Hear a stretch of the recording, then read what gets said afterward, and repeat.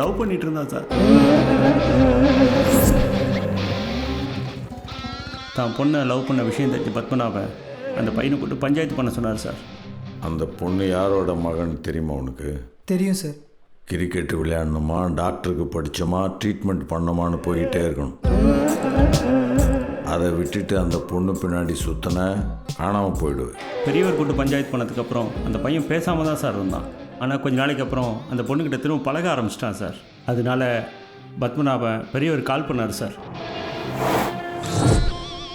Padmanabhan phone பண்ணான். மறுபடியும் அந்த பையன் அந்த பொண்ணு பின்னாடி சுத்த ஆரம்பிச்சிட்டானா. இனிமே அவன் சும்மா இருக்க மாட்டான்.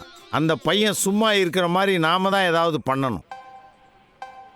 டி நகர் சோமசுந்தரம் கிரிக்கெட் விளையாடுற கிரவுண்ட் இருக்குல்ல சார், அங்கே நடந்த கிரிக்கெட் மேட்ச்சுக்கு அந்த பையன் கிரிக்கெட் விளையாட வந்தான் சார். நாங்கள் வான் பண்ணலான்ட்டு போனோம் சார். ஐயோ சாரி சார்.